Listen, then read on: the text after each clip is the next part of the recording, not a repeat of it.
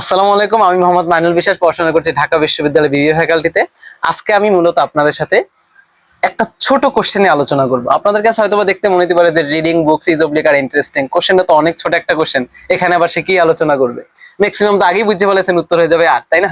তো এই কোশ্চেনটা সোজা বা ছোট মনে হইলেও এটার ভিতরে যে কত ঝাঁজ সেটা আমি আপনাদের কাছে প্রমাণ করে দেখাবো। আমি আগেই বলে রাখি, আমি কোনো রুলস পড়াই না, পড়াবো না ইনশাল্লাহ। এবং রুলস দিয়ে আপনি কখনো ইংরেজি গ্রামার শিখতেই পারবেন না, ইটস ইম্পসিবল।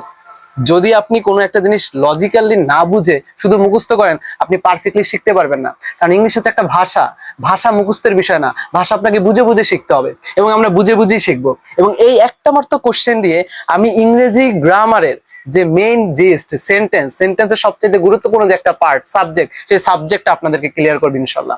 তো এখানে আমি যদি বলি reading books is oblique or interesting, আমি শুরুতেই যদি আপনাদেরকে বলি এই সেন্টেন্সের সাবজেক্টটা ফাইন্ড আউট করেন, তো ম্যাক্সিমাম স্টুডেন্ট এখানে আমাকে বলবে যে বুকস হচ্ছে এই সেন্টেন্সের সাবজেক্ট। কেন? তারা অনেক জায়গায় রুলস পড়ে আসছে, নাউন প্রোনাউন শুরুতে থাকলেই সেটা সাবজেক্ট, বা ভার্বের আগে থাকলেই সে সাবজেক্ট, এমন অনেক কিছু। বাট এইটা তো একটা ফিক্সড জিনিস যে মুখস্থ করা, যে শুরুতে থাকলেই সাবজেক্ট বা নাউন প্রোনাউন ভার্বের আগে থাকলেই সেটা সাবজেক্ট, এটা তো একটা মুখস্থ জিনিস, এটার পিছনে কিন্তু কোনো লজিক নাই। আমাকে সাবজেক্ট জিনিসটা গ্রামারশিয়ানরা কেন ব্যবহার করছে এই লজিকটা বুঝতে হবে। তাহলে আমি যদি একটু সংক্ষেপে বলি, গ্রামারশিয়ানরা যখন সাবজেক্ট নামটা একটা সেন্টেন্সের ভিতর পার্ট হিসেবে ইনক্লুড করছে, তারা কি হিসাবে চিন্তা করে ইনক্লুড করছে? তারা ইনক্লুড করেছে যখন তারা দেখতেছে পৃথিবীতে তারা যত সেন্টেন্স ব্যবহার করতেছে, প্রত্যেকটা সেন্টেন্সের একটা উদ্দেশ্য থাকে, মানে পুরো সেন্টেন্সে কোনো না কোনো ব্যক্তি বা বস্তু সম্পর্কে তথ্য দেওয়া থাকে, এবং সেই ব্যক্তি বা বস্তুকে উল্লেখ করেই তারা নাম দিচ্ছে সাবজেক্ট। তাহলে সাবজেক্ট চেনার উপায় হচ্ছে পুরো সেন্টেন্স পড়ে যার সম্পর্কে তথ্য সে সাবজেক্ট। ওই বাক্যের শুরুতে থাকলে সাবজেক্ট, ভার্বের আগে থাকলে সাবজেক্ট, শুরুতে নাউন প্রনাউন থাকলে সাবজেক্ট, এভাবে শেখা যাবে না, এভাবে কখনোই পারফেক্টলি শিখতে পারবেন না। তো নর্মালি যদি এখন আমি বলি reading books is oblique or interesting, তাহলে এই সেন্টেন্সে আমরা মূলত কার সম্পর্কে তথ্য পাচ্ছি? যার সম্পর্কে তথ্য পাবো সেই সাবজেক্ট। এখন এখানে কি আমি বলতেছি, এখানে বলছে reading books is oblique or interesting, এখানে কি আমি বুকসটাকে ইন্টারেস্টিং বলতেছি, না বুক যে রিড করতেছি রিডিংটাকে আমি ইন্টারেস্টিং বলতেছি? অবশ্যই বই তো ভাই ইন্টারেস্টিং হচ্ছে না, এখানে এখানে বই যে পড়তেছি পড়াটাকে আমি ইন্টারেস্টিং বলতেছি। তার মানে এই সেন্টেন্সে আমি তথ্য পাচ্ছি রিডিং সম্পর্কে, আর সেন্টেন্সে যার সম্পর্কে তথ্য পাবো সেই সাবজেক্ট। ওই নাউন প্রোনাউন থাকলে যে সাবজেক্ট, বিষয়টা এমন না।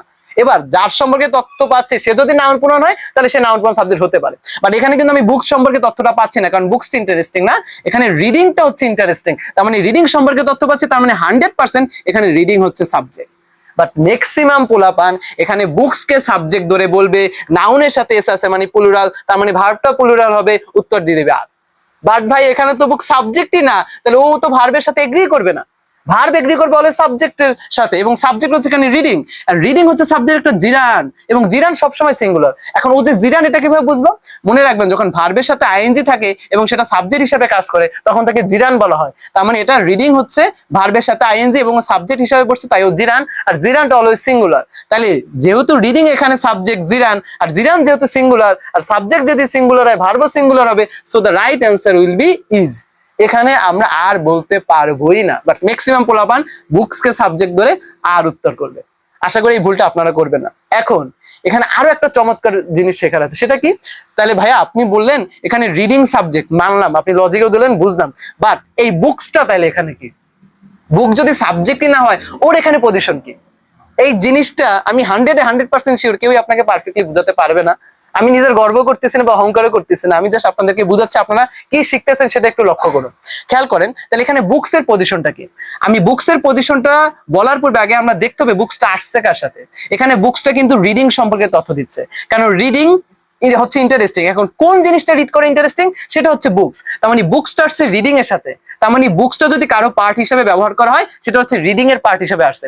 এখন রিডিং কি একটা জিরান, জিরান কি থেকে আসছে? ভার্ব থেকে আসছে। এখন ভার্ব আমরা জানি কি নেয়, অবজেক্ট নেয়, কমপ্লিমেন্ট নেয়, মডিফায়ার নিতে পারে।